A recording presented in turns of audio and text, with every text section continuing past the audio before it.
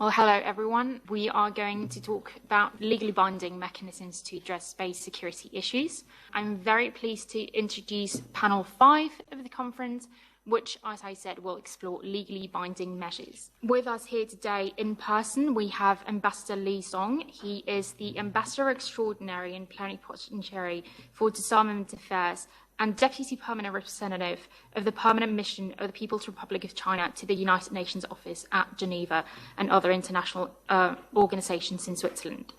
We also have in person Andrei Belousov, who is the Minister Plenipotentiary and Deputy Permanent Representative of the Russian Federation to the UN in Geneva.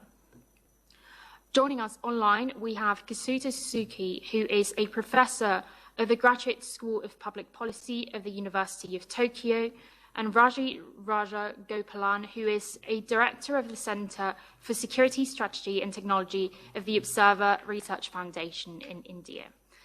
To moderate this panel today, we have joining us online Patricia Lewis, who is the director of the International Security Programme at Chatham House in the UK.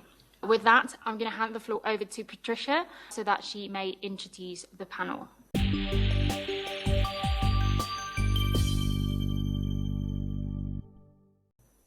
Thank you very much indeed. Welcome to everybody to panel 5, where we jump from the non-binding measures to the legally binding measures discussion. And we've got a great lineup here today, as we've just heard. So I'm sure nobody needs no further introduction than they've just had. I'm absolutely delighted to welcome all the panelists. I'm aware of the time, so I'd quite like to get us straight into discussions on how we might approach the whole issue of legally binding measures, particularly in this very fast-paced, technologically changing environment of space. So perhaps, Ambassador Li Song, I would turn to you first to make some remarks. I will turn to each of the panelists for their remarks. I will then go into a moderated discussion and then open up the floor and close on time, because I think we all have other meetings to go to, or even more importantly, lunch. So, Ambassador Li Song, if I could turn to you, please.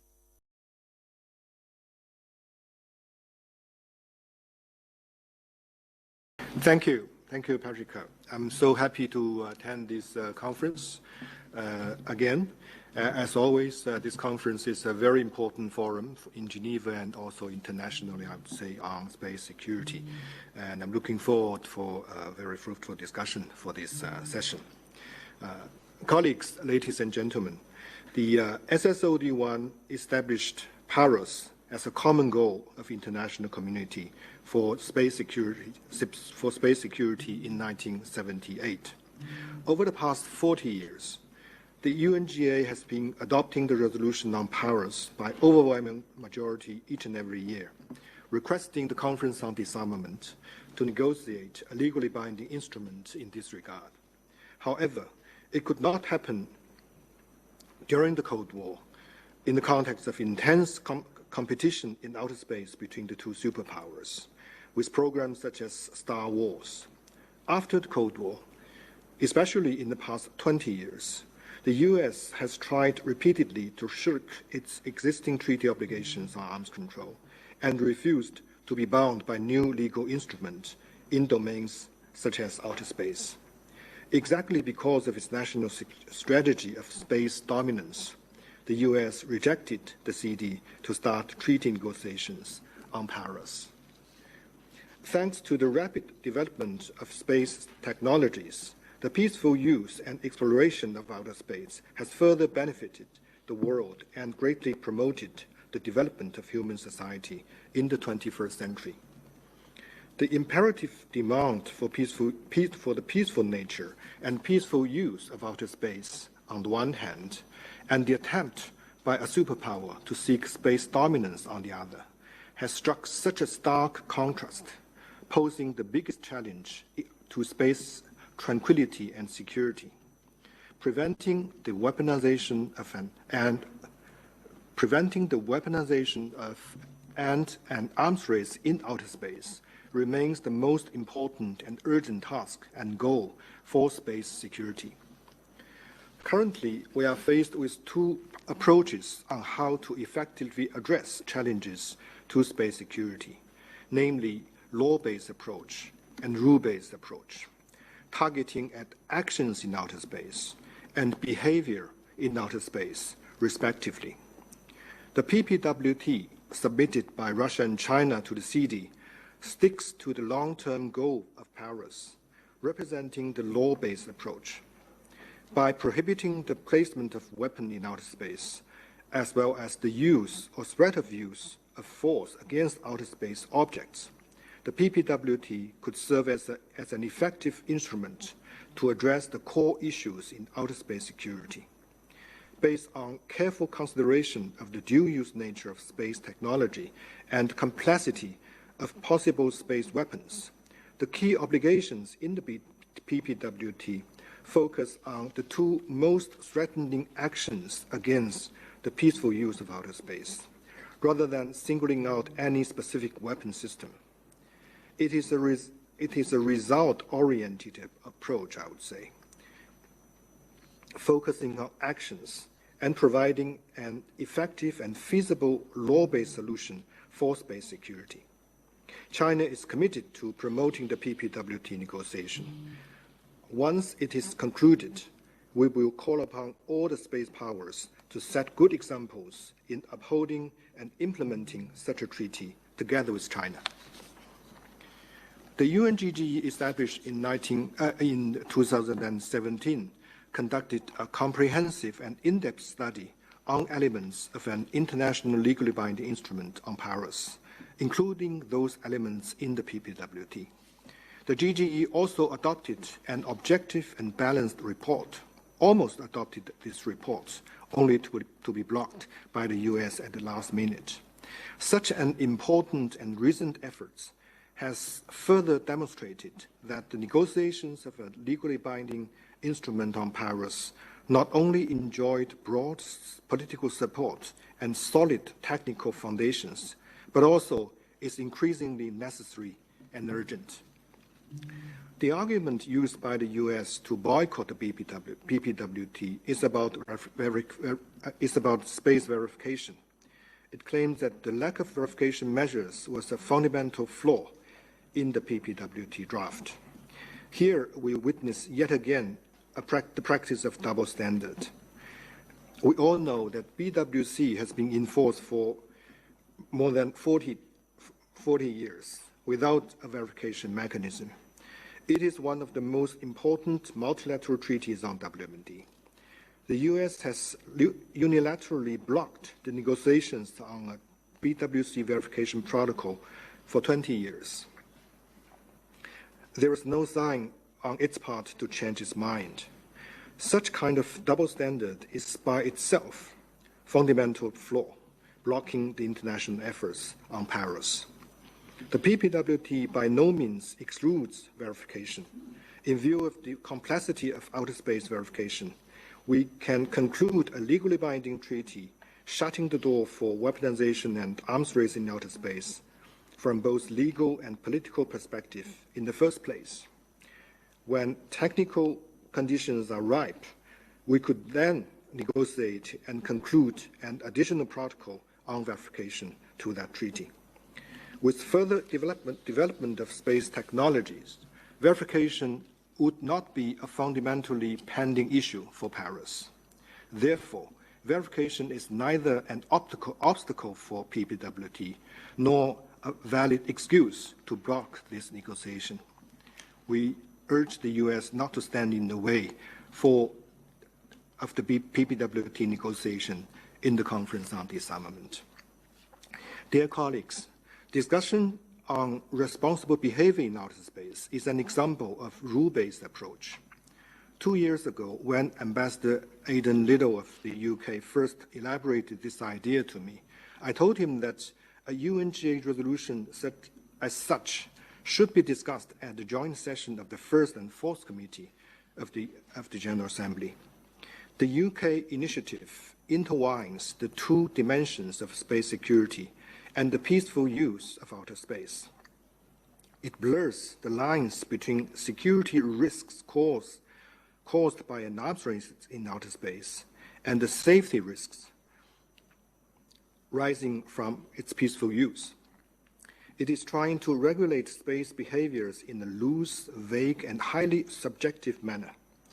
If outer space cannot be preserved from becoming a battlefield, the so-called rules on traffic in space would have no difference from rules of engagement in the space domain.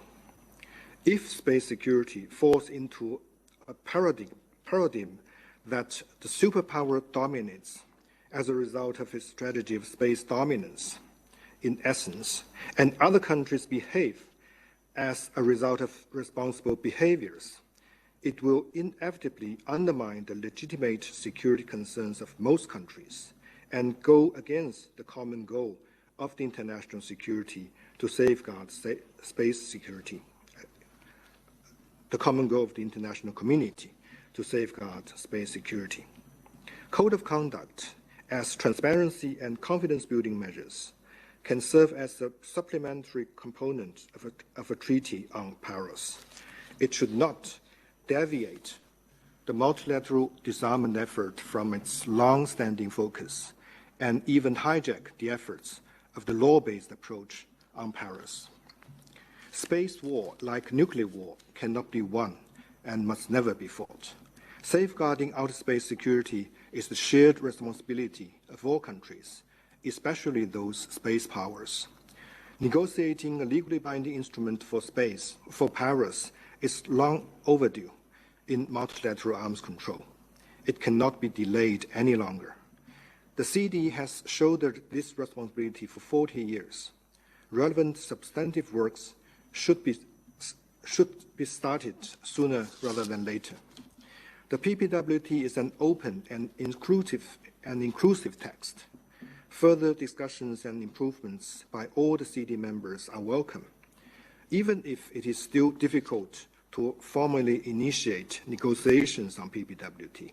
The CD should start its substantive work in this regard through subsidiary bodies, technical expert groups, etc., and conduct technical discussions on broad issues such as the scope, obligations, definitions, verification, and transparency measures of the treaty, so as to lay an even more solid ground for treaty negotiations in the future. Meanwhile, efforts can also be made to strengthen the interactions and coordination between the CD and the UNGGE, the Open-Ended Working Group, the UNDC, the COPIOS, as well as the First and Fourth Committee of the UNGA. It is also necessary and important to communicate with space industries and academic institutions to mobilize efforts from all international sectors to give impetus to the process of powers in our new era. Some countries are pushing for the establishment of an open-ended working group on responsible behavior in outer space by the UNGA this year. I believe that since the relevant draft resolution is listed under the item of powers in the younger agenda, it is totally logical that this OEWG should include powers as one of its outstanding topics and conducts its work in an open, inclusive, objective, and balanced manner. Thank you for your attention, and I'm looking very much forward for the Q&A session. Thank you. Thanks. I want to turn now to Dr. Kazuto Suzuki, who's Professor of Science and Technology Policy at the Graduate School of Public Policy at the University of Tokyo. Kazuto, over to you, please. Thank you very much for UNIDEA for inviting me for this very interesting and very stimulus discussion. Let me just start to challenge the idea that the dichotomy between the legally binding measures and the non-legally binding measures. Yes, there are two different approaches, but I think these two things are not contradictory to each other. These two legally binding measures and the non-legally binding measures is supplementary, or let's say it's in the sort of a step-by-step processes. If we have a legally binding measures, it's not the instruments that is standing alone. it has to be supported by the transparency measures, confidence building measures, and make sure that these legally binding measures are implemented and actually worked based on the common understanding of the text and the implications of those measures.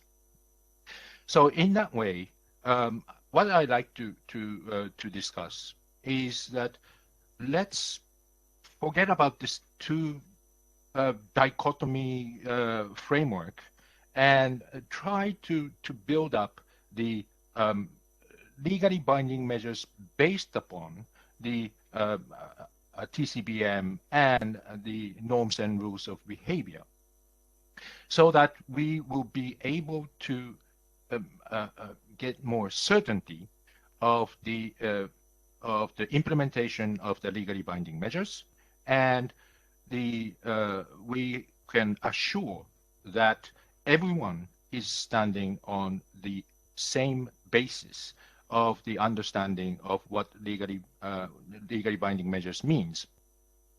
In other words, the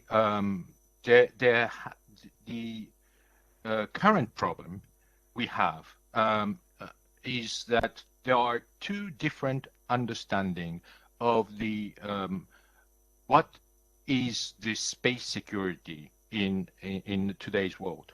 On the one hand, the PPWT and the prevention of arms race in space is focusing on the security from space, because people are talking about what happened in space, but actually what people care about is the strategic interest of the states which are on the ground and how to prevent the to maintain the strategic security, strategic stability, and to ensure the protection of the assets in space for the strategic purposes of the ground. So what PPWT or what this current legal discussion is aiming at the security from space, but what is actually needed today is the security in space, which means that how to set up the rule of the road, and not only the strategic assets, but all assets in space needs to be protected and secured by the measures that is regulating the behavior of the actors, which are private, which are including private actors, to make sure that these the space will be calm and stable for the sustainable use, and which can not only contributing for the strategic stability, but also the commercial social activities as well. And these are the issues. And I think what Ambassador Song has mentioned about the rules-based approach or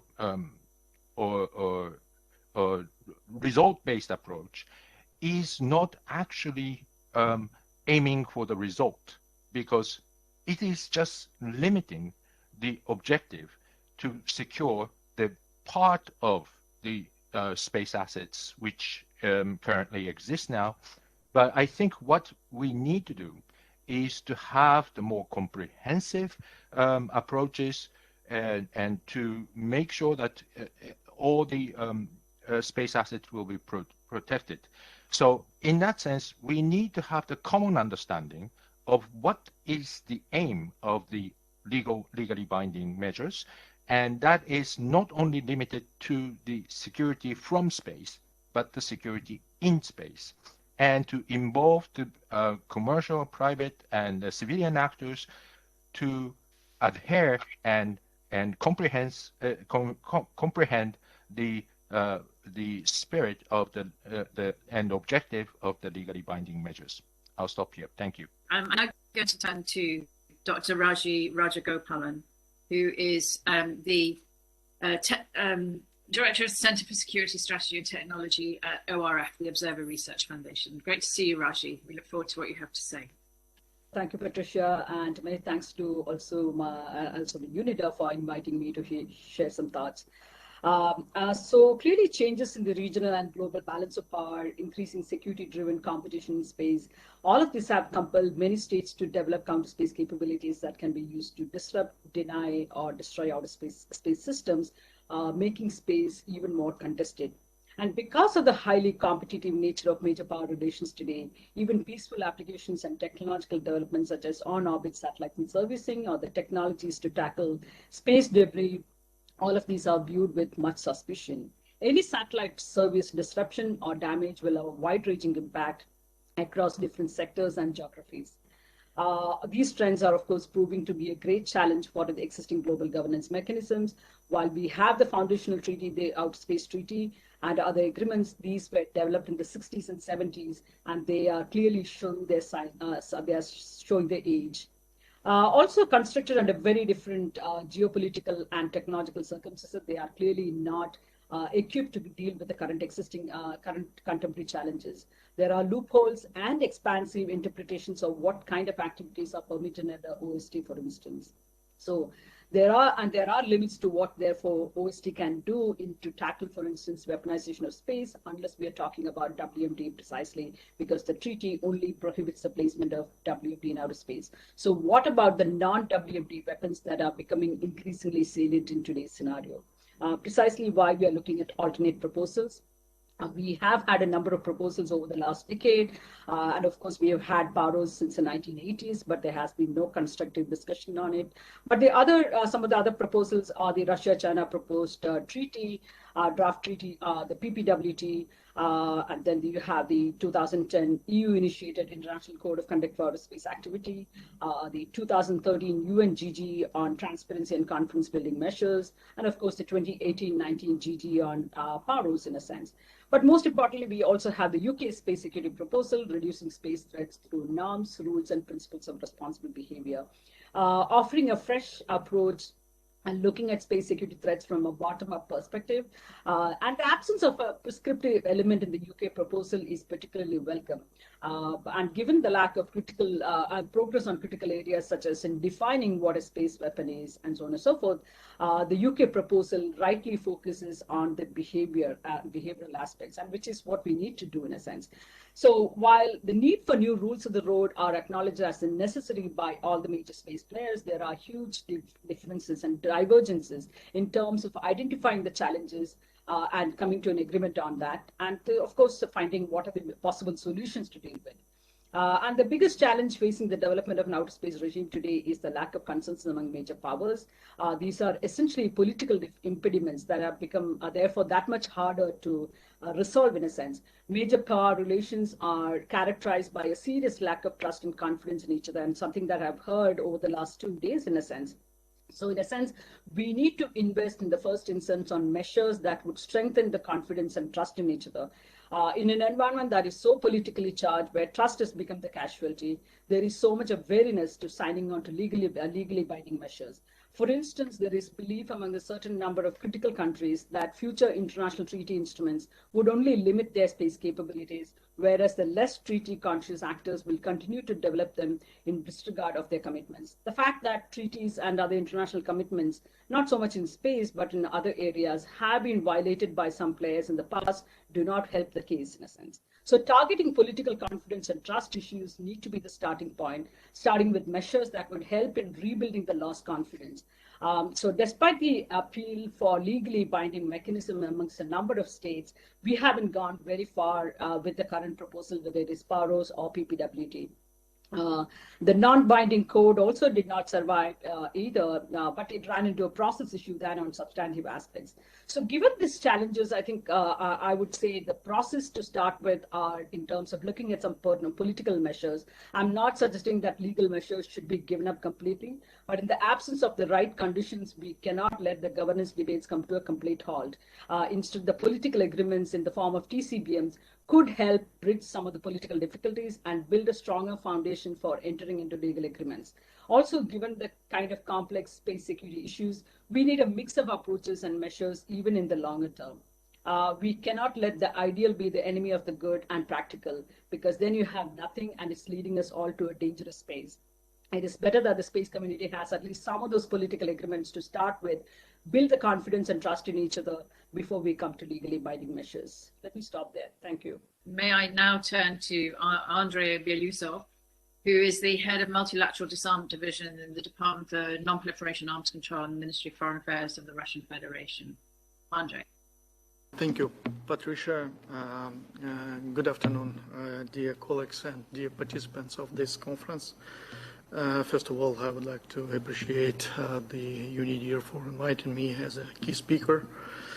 And I suppose that the theme of our panel is very important, and definitely it is closely connected with the panel 4, during which you discussed the non-legally binding measures and instruments that could be used for settlement and settlement of different issues in the sphere of the security of space activity.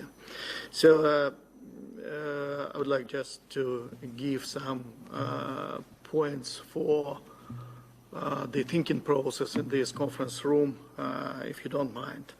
So the current space activities are being carried out in the legal frameworks elaborated in the 60s and 70s of the 20th century. The Outer Space Treaty of the 1967 remains a fundamental instrument ensuring the security of space activities, safety of space operations, and in general strengthening the dimension of international security, which is directly linked to the use of outer space and space technologies. Almost 50 years of its implementation proves the unique nature of the treaty based on the understanding reached by the states on an uniform approach to the space activities, taking into account the requirements of the international security. The long life of this document is a testament of its relevance and applicability of its provisions to the current situation in outer space. Still, it is fair that the question of the adequacy of the existing space law to the scale of the space activities which we are witnessing now is being raised. The overwhelming majority of states are giving negative answer to this question. They rightly flag the existing gaps in the international space law that should be bridged to keep the near-Earth space as a phase-secure domain that is free of conflict potential and at the same time favorable for the development of international cooperation and peaceful competition.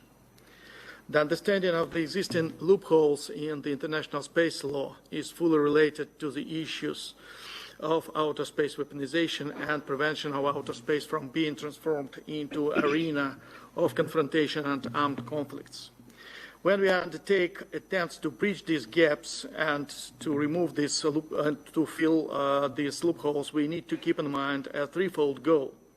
First, to enhance and update the international regime of regulating space activities. Second, to elaborate and implement measures to control and limit certain space activities. Third, to introduce and comply with ban on specific space activities that are considered by international community as a threat to international security.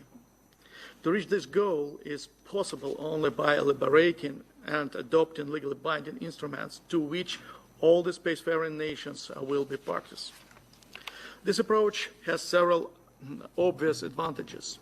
Firstly, a multilateral legally binding instrument is a reflection of a unified vision of the states concerning ways and means to deal with any issue in the sphere of security.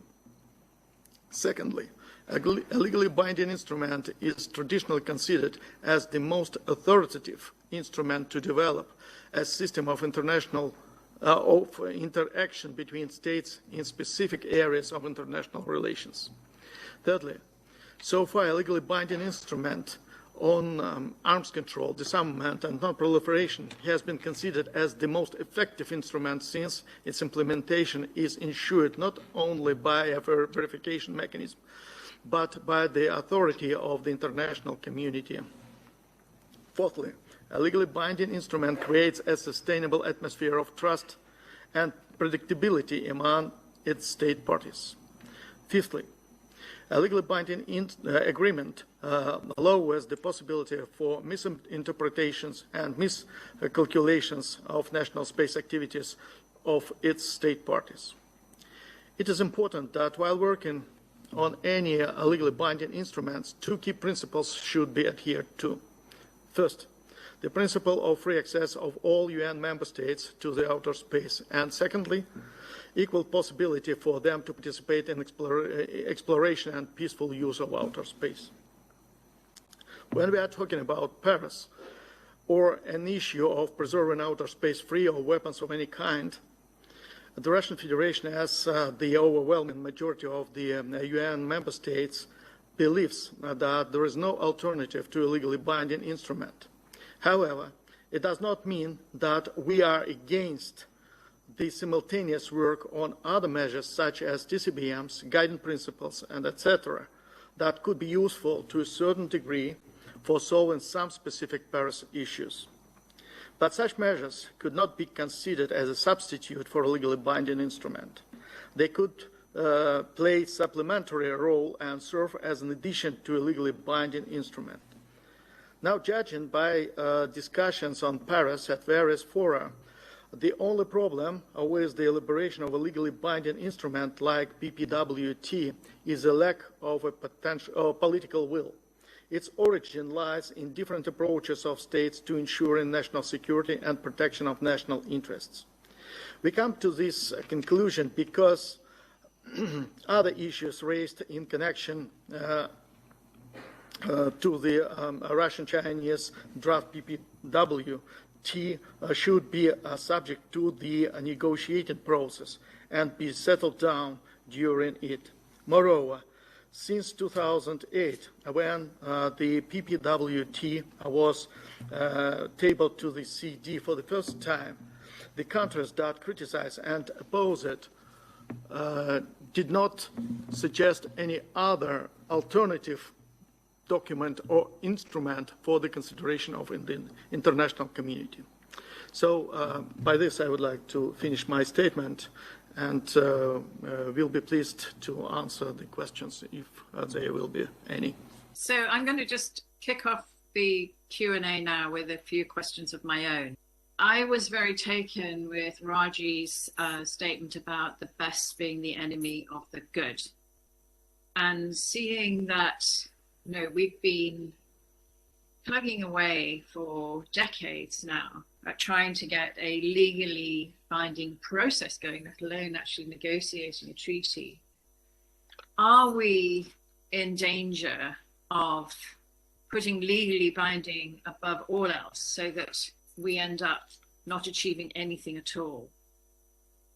And I think that when we look at treaties, international treaties, are we also in danger of perhaps romanticizing them a little bit?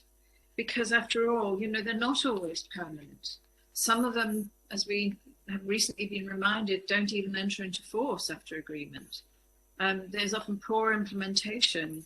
We see non-compliance and we see withdrawals from treaties. So it's holding up the whole idea of legally binding, perhaps getting in the way of the sort of more pragmatic approach that we might be hearing, as we have heard from Raji and from Kazuto and from others earlier. Actually, more of a mix of trying to do things through non-legally binding, which then can be transformed into legally binding.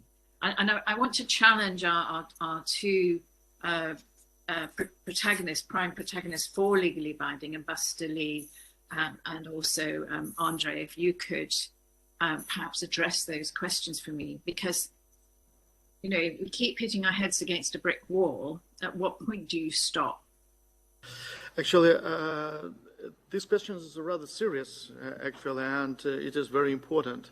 But I suppose it is very difficult to say which approach is more pragmatic or less pragmatic. In my opinion, actually, the legally binding instrument, the approach based on the legally binding instruments is more pragmatic, and it is proved by the Outer Space Treaty of 1967. Definitely. This document is valid for the current situation in outer space. It covers a lot of issues, not only in the sphere of safety of space operations, but as well as in the sphere of international security and in the sphere of international cooperation in outer space and so on and so forth. So it seems to me that the approach based on the legally binding instruments is more pragmatic and more practical one.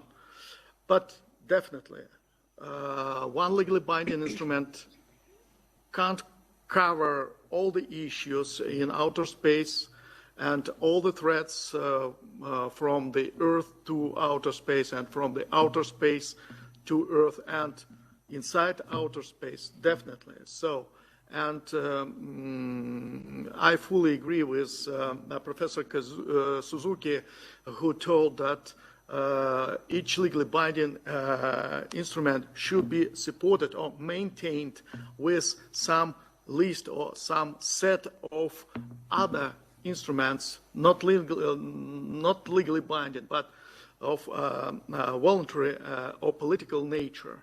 And that's a good idea, and that's a good approach. And this approach is used many times since the Outer Space Treaty was adopted. We know at least two examples or three examples of such approach. First of all is the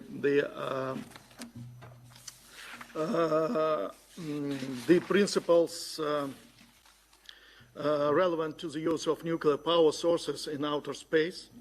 The second example of it is the space debris mitigation guidelines.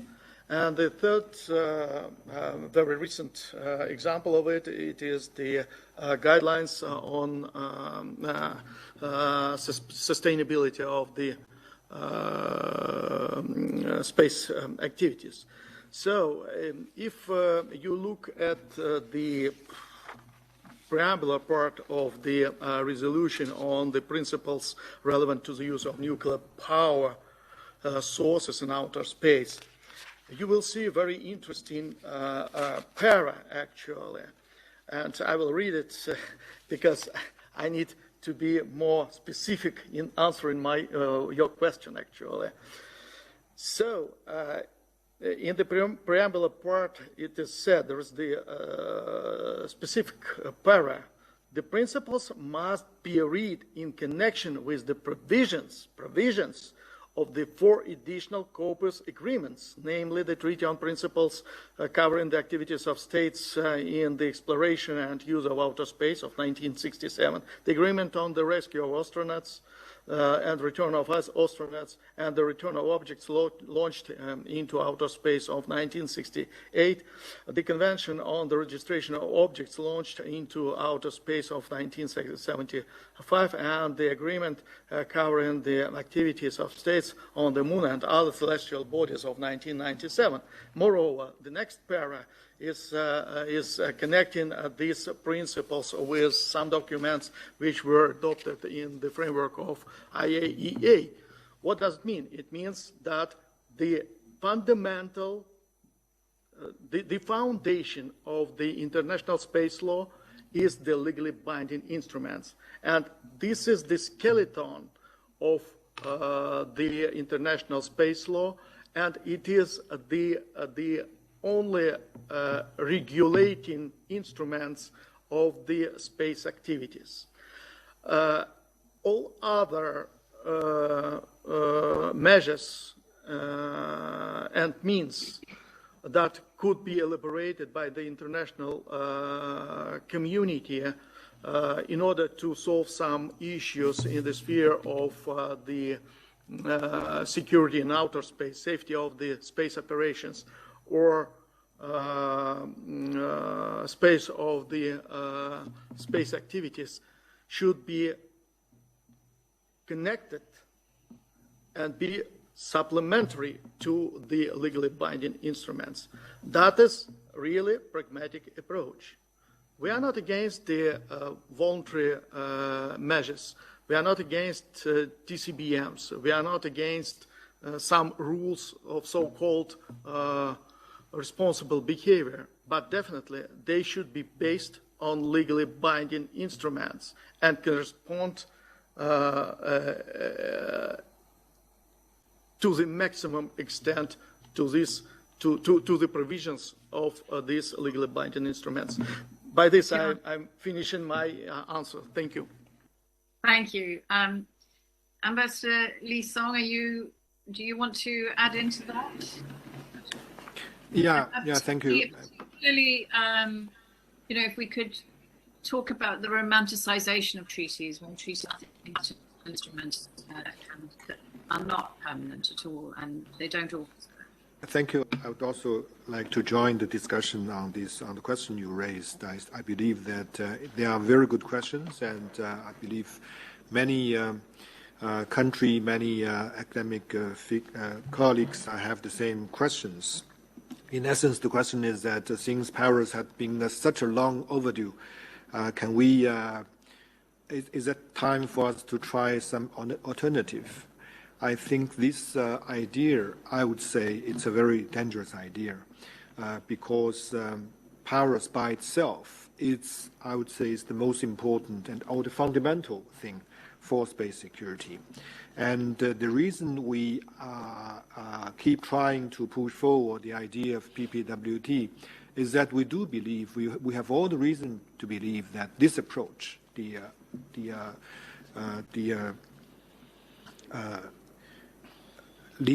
law-based and also action-based oriented approach, the idea itself is a very effective and decent approach to address the most outstanding challenge for space security.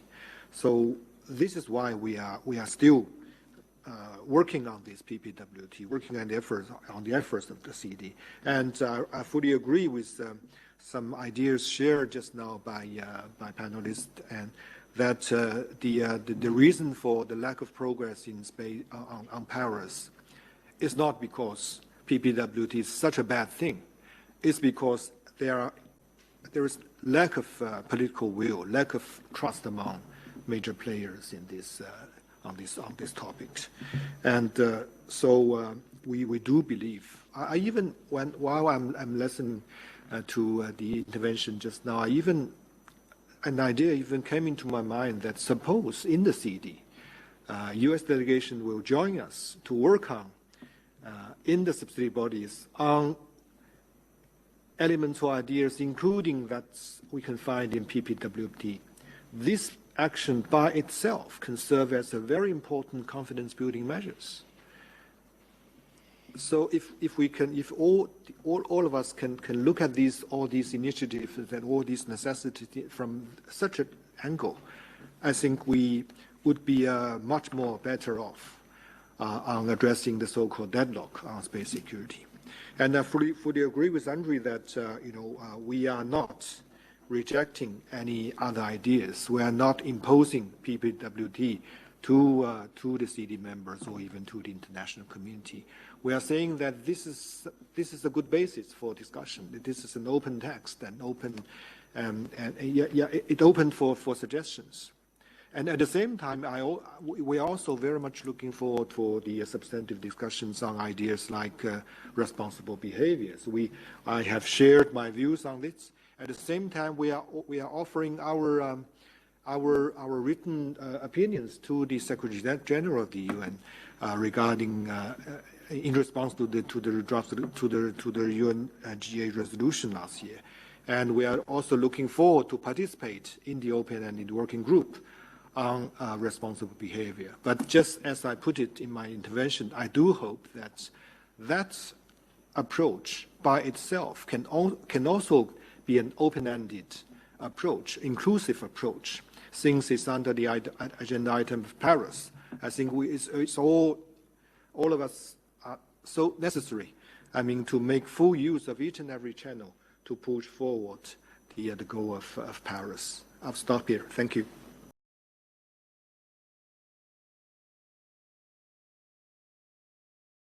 Thank you for the opportunity to raise a question with our panelists. Ambassador, you mentioned the challenges we have raised about verification of a space treaty. One of the other challenges that has been raised is the challenge of defining what is a weapon and what constitutes a threat or use of force as defined in the PPWT. And we've also heard during this conference a lot of discussion about other countries developing anti-satellite weapons. For example, there's some countries have publicly declared they have a ground-based laser that is designed to fight satellites. And that type of activity seems to fall potentially under the definition of a threat or use of force because it is potentially just going to damage or temporarily damage the satellite. So, things like that may not be covered. And another question that comes up frequently is around ground-based anti-satellite weapons and whether they would be covered under the PPWT. We have seen a lot of countries, especially in their submissions to the UN Secretary General, talk about these ground-based anti-satellite weapons being of significant concern because they create long-lived debris in outer space, debris that might last for many years and be a threat to many countries' satellites in space. And so one of the questions I would have for our panelists is both, one, do we think that these ground-based anti-satellite weapons would be covered under the PPWT, which seems to focus on the prevention of the placement of weapons in space? And also, I would welcome our panelists' thoughts on whether they think there is a way that we could prevent testing. We could prevent countries from testing those types of systems that could be a threat to the outer space environment. Thank you.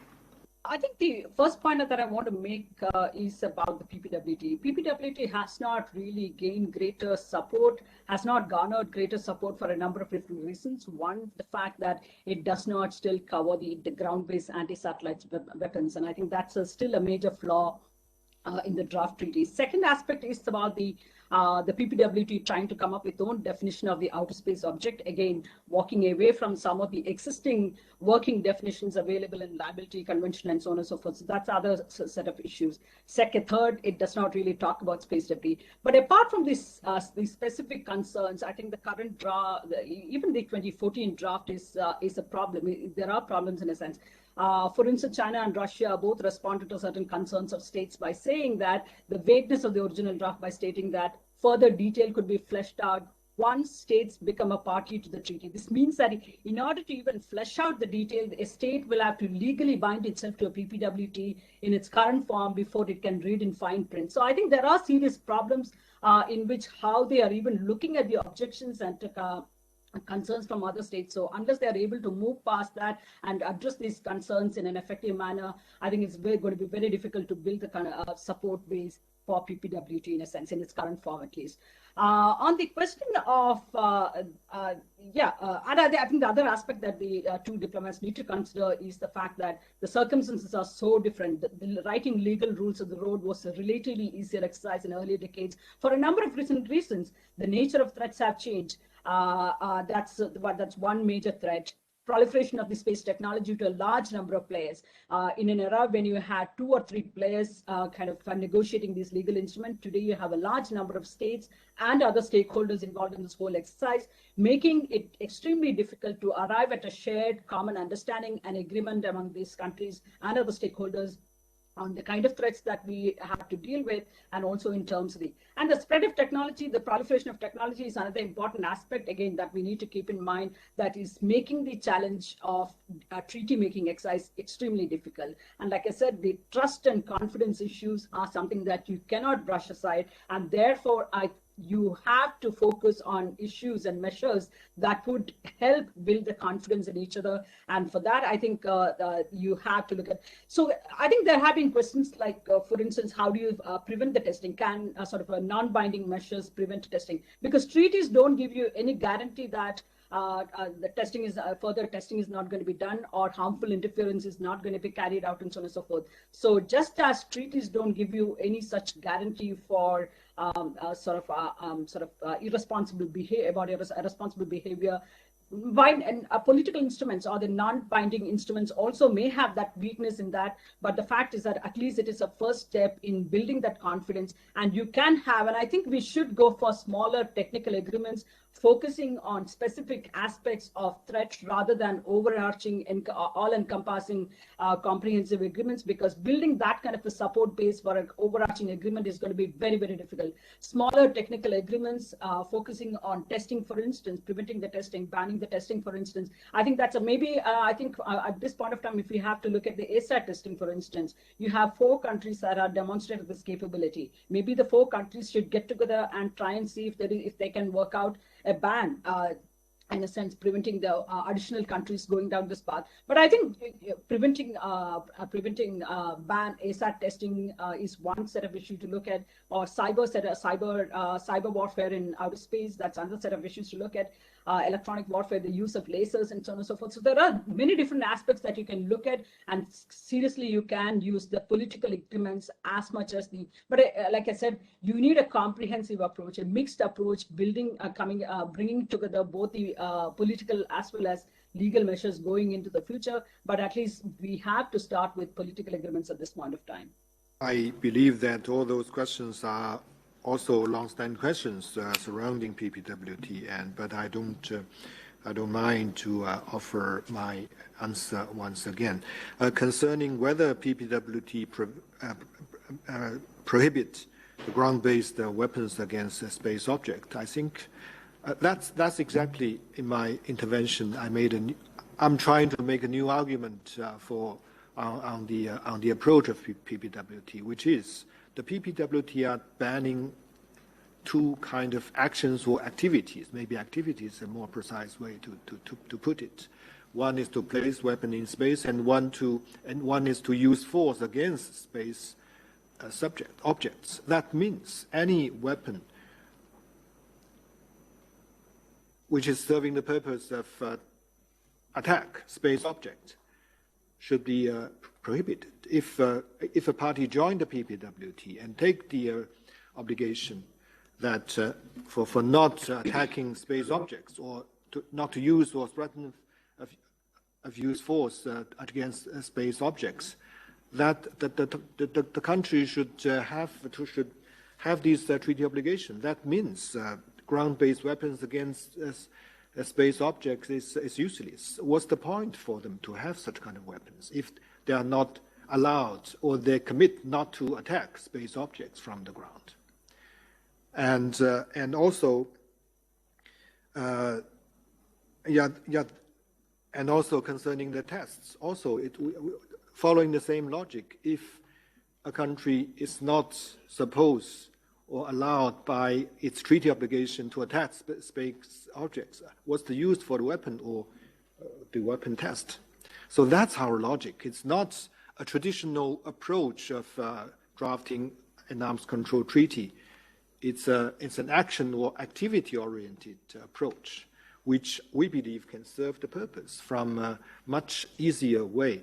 And as I just put it in my intervention, that we are not focusing on specific weapon systems. But I think it's natural for all the parties or interested parties to have all those questions and comments can be put on the table of the CD if we can get together in the format of subsidiary bodies or working groups or expert groups for substantive discussion on all the questions related to PPWT. We can do it in the CD right now, and hopefully from the beginning of next year. I mean, and this leads to my another point, is that the PPWT treaty text is not a text either Russia or China is to impose to other countries. You have to. We're not taking a take it or leave it approach, or even take it or take it approach. It is an open text, and we welcome all the suggestions and comments. That's our approach in the CD. And concerning the The verification, I think I had already elaborated my argument in my intervention. But I would like to emphasize once more that PPWT is only a basis for substantive work in the CD for Paris, for legally binding approach on Paris. What we do not want to see is that because of the lack of political will or the conflict between the legally binding arms control approach for space security with the national strategy of something like, or in essence, space dominance. I think that's the real enemy against Paris, against space security. But I think for PPWT itself, it is just an open basis for substantive work in the CD. And we do not want to see a scenario that this long-standing goal of Paris on the basis of a legally binding instrument will be replaced by a new trend of thought, which is regarded as confidence building measures or responsible behaviors. So let's continue to work on activities in space rather than only or as an alternative on norms or rule-based and norms on behaviors. But we are not also, at the same time, we are not rejecting efforts on behaviors, but it can serve as a supplementary elements to the Paris Treaty in this regard. Thank you. Thank you very much, and I was listening with great interest to the presentation today, so thank you to all the panelists. I note that the point was made during the presentations that legally binding instruments are also a means of reducing the risks of miscalculations and misinterpretations in outer space. Given the range of threats we are facing in outer space today, my question would be how do you see the PPWT, how in your view the PPWT can help prevent concretely miscalculations or misinterpretations? For instance, if you take proximity operations without prior notification, so of course one can debate whether this would be considered as a irresponsible behavior. But it is a behavior where, the intent of this maneuver is unclear and could lead to misinterpretations. So, and here it seems to us at least that there is a need of a framework to discuss all of these threats. And so my question to the panelists, especially to, I think, Ambassador Li Song and Andrei Belousov, would be how, in your view, can such an instrument, the PPWT, suffice in addressing these threats, which, as was pointed out today and yesterday also, are probably the vast majority of the threats in outer space today. And I realize Raji has answered some of these points already. Thank you. I had a point to make, just a request for states who make statements on the UK's resolution to please make sure they've actually read the UK's submission to the United Nations Secretary-General, because we're quite clear in the statement that we made to the UN Sec-Gen on the split between risks and hazards on one hand and threats on the other hand. I see this as a willful misreading of our submission, and I don't think it's particularly helpful as we go forwards. And similarly, I think we've been quite clear on the idea of legally binding instruments and the behaviours-based approach moving forwards in parallel, in particular to address these modern security threats and not the ones that we sort of see from years ago on this idea of only looking at weapons in space. So I apologise for backing up on the question that was made. I was going to make this point separately, but I think it's incredibly important that we don't lose sight of the fact that the real security threats come from states, mostly from the Earth, and they cause us great worry at the moment. And as I said yesterday, they are taking place every day from other states against our space systems. We are actively under threat at the moment, and we need to tackle it. And this threshold that is talked about of the use of force is very difficult. The PPWT is quite clear that it's only the use of force, i.e. a destruction of a satellite, whereas modern threats are not about the destruction of a satellite. So it sort of piggybacks on the previous question, but please, it's very important to the two representatives sitting at the dais up there. Please, can we have a serious conversation, as was suggested by the ambassador, not only about the PPWT, but about these new and modern space threats that are actively used today? Thank you. And I guess, this is partly about the issue of urgency. Therefore, however, even if negotiations on a PPWT or any other negotiation were to begin, it would still take a long time to negotiate, and we have some particularly significant and important urgent issues to address right now. Thank you, Patricia, and thank you, colleagues, for your questions. As to how the PPWT could serve to the purpose of avoiding miscalculations and misinterpretations, definitely I have a simple answer to this question, actually. If we agree to adopt this draft treaty and with some additions from the states, because as Ambassador Lee has mentioned already, it is not something that is molded in bronze, and it is not prepared in cement. It is the invitation for the negotiation process. And we are ready to take on board any brilliant ideas how that could be implemented into the body of the treaty in order to address the current threats, actually. So, but the main task of the draft PPWT is to solve, in our opinion, the most dangerous threat for the international security. It is the threat from outer space to Earth, and the threat to the space objects which could exist in outer space after the placement of weapons on the near-Earth orbits. So by this, we agree that there are no weapons in outer space, and all the space activity is peaceful and civil, and that will help us to avoid miscalculation, taking into account behavior of some space objects, so to say. At the moment, it is very difficult to say what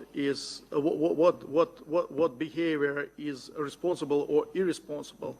The only document on which we can rely in this assessment is the Outer Space Treaty of 1967. And Amelie, you mentioned the close proximities.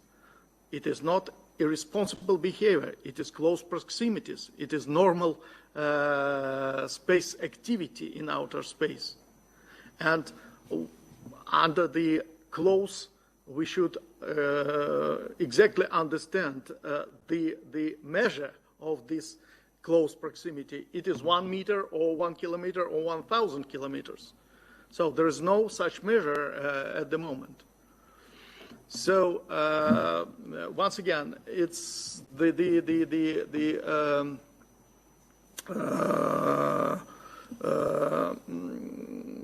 I suppose that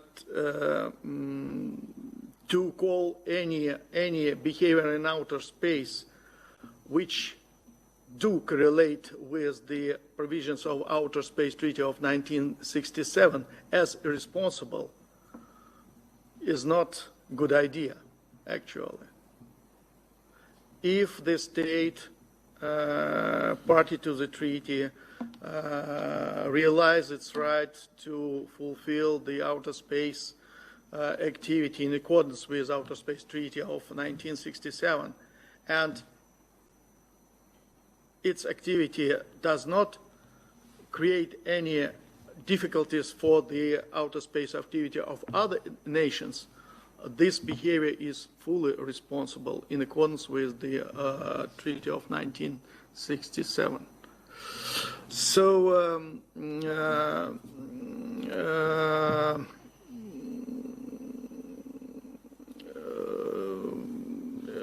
there was the question about some new threats. Definitely, we agree that there are a lot of new threats which we face at the moment in outer space. But I have to disagree with you that some instruments or some technologies are used widely and cause some threats to the outer space objects. So in my mind, it occurs to me that I have, in response to your question, to ask you who exactly, what exactly are the countries which use such technologies to attack or to have some negative impact on the functioning of space objects of other countries. Is it Great Britain, China, Russia, or United States, or maybe India, or some other, or maybe North Korea? So your thesis with this widely used is incorrect, I suppose. Or at least you should mention some countries which are definitely widely used, for example, cyber technologies in order to somehow to control or to attack the space objects of the other countries. But definitely, there are new threats in outer space. And definitely, we are ready to talk about them, and we are open for the dialogue. But it's not enough just to raise the issue of the new threat. Are you agree with me? So we need to have some process of discussions, of negotiations, and with the vision of the real practical result of this exercise. And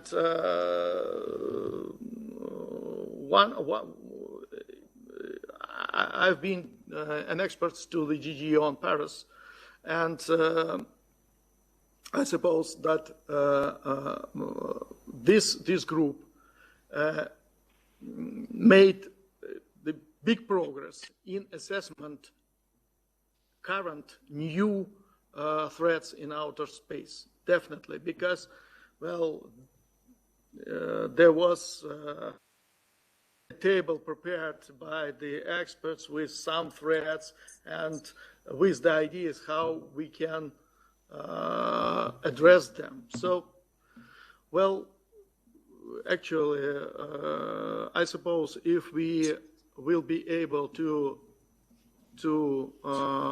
repeat the same exercise, maybe not in the GG, but maybe in some working group or open-ended working group, that would be great, because definitely we need the dialogue on the threats in outer space to count them, to analyze them, and to think together, not on the national basis, to submit the national assessment of the situation in outer space, but to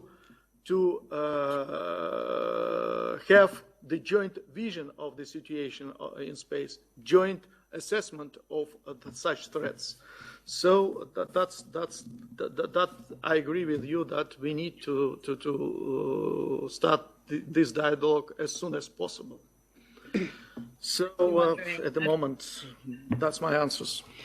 One of the points that has raised from the floor about the miscalculation, I think this is exactly what I meant by the importance of the not just setting in the treaty, but also having the TCBM and the rules of the road, basic behavior, norms of behavior, to ensure the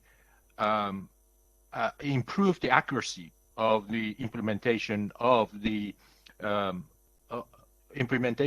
text of the treaty, because you just if there is an agreement saying no proximity rendezvous operations, but how to ensure that, how to build the measures to improve the transparency, and how to avoid the miscalculation. You need to have all these nitty-gritty issues to set up and agreed upon all the participating states and all the relevant actors, including the commercial ones, to behave according to those norms, and to ensure that the text, what the text aims to.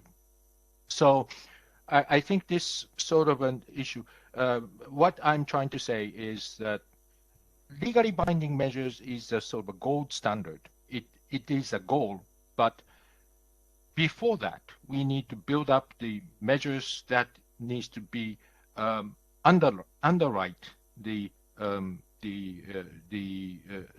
text of the treaty. And I think this relates to the issue, to the romanticization that Patricia has mentioned. The romanticization of the treaty is, yes, I think I agree that it is pretty much a romanticization, because I think Raji has mentioned that these treaties, Outer Space Treaty, NPT, BWC, CWC, these are done in the context of the Cold War, and these are done in the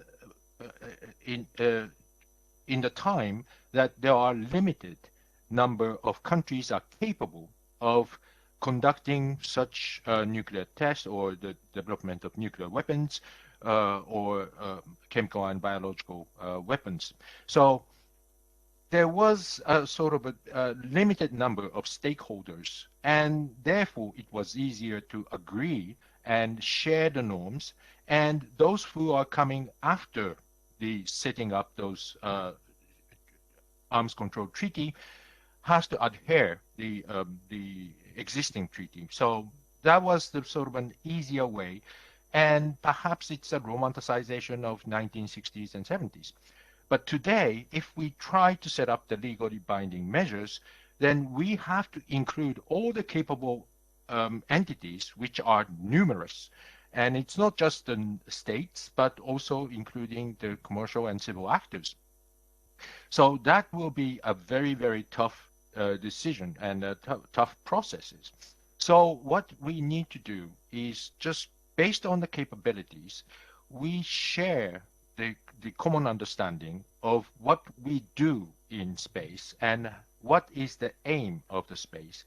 So it's not just the security from space, but also the security in space. And that is, and if there is a common understanding, I think the exercise of the 7563 is good, because it will bring all the different understanding of the member states all together and try to find the common issues. And this is where we can start the discussion and to build upon those blocks and to finalize into a legally binding text. I'll stop here. Thank you. Thank you, Kazuto. I'm aware that the 60s and 70s had the best music, the best clothes, and the best hairstyles. So, well, perhaps not hairstyles in the 70s, but certainly in the 60s. And we've got Dr. Beza Unal on the call, who wants to talk about the whole issue of siloing. So, Beza, if you could ask a very quick question to each of the panelists about this issue of siloing, and each one of you respond in 2 minutes each, that would be great. Thank you. Beza. Perfect. Thanks, Patricia. The discussion around the issue of under the threshold of activities just made me think about the emerging technology issues. So if not PPW, what is the venue to discuss the complex synergies, convergences of current threats in a way on outer space security? And more specifically, what I'm wondering is how much discussion has actually taken place between the different GGEs, the GGE on the cybersecurity, GGE on space and AI, on these particular issues. It looks like to me that GGEs are quite siloed and they focus on one particular issue, though many of these emerging technology areas are quite complex, and there are quite a lot of convergences that we need to focus on. So I would like to get your views on how much has been done and what should be done. Thank you.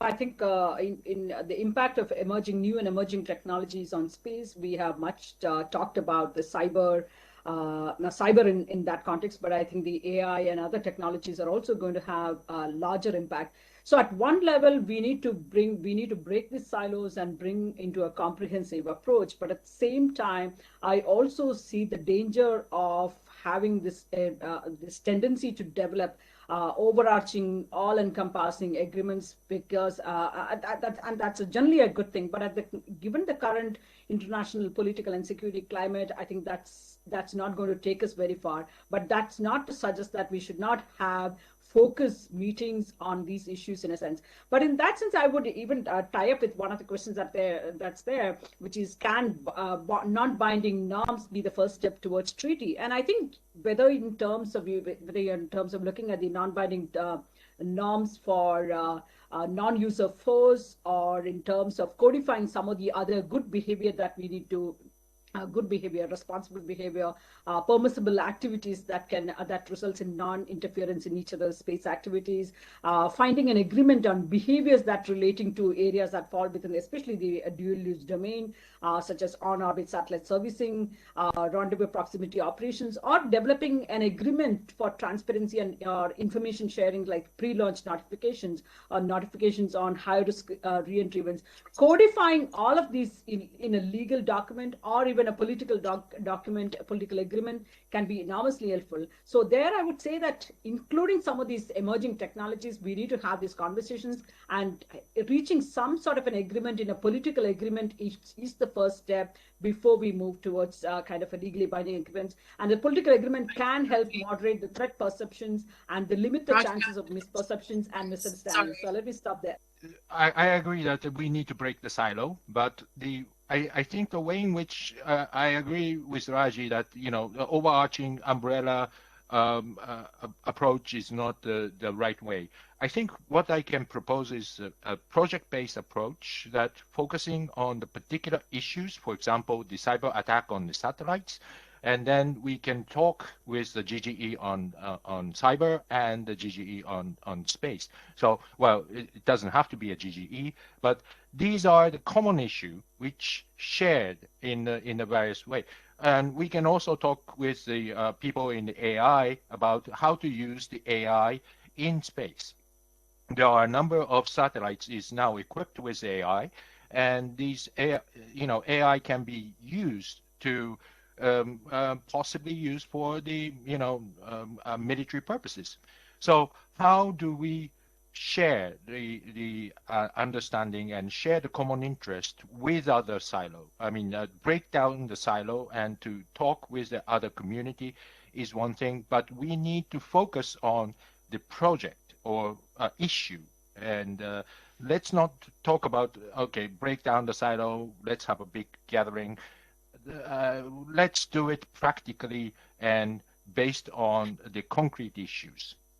I don't think that my answer will be directly connected with the question, but I would like to give the comment to the idea of Professor Suzuki about the step-by-step approach.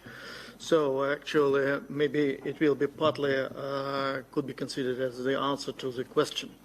So,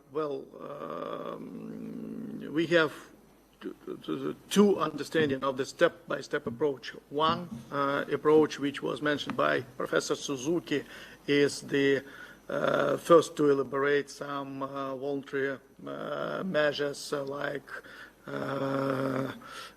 norms of responsible behavior or TCBMs, and then to move from them to the legally binding instrument. So that's one approach. And in this approach, we see the attempt to create some hierarchy between the instruments that could be used for solving the problems in outer space. So I don't think that it is the correct approach. I think that the other approach, based on the problem by problem, so is more relevant to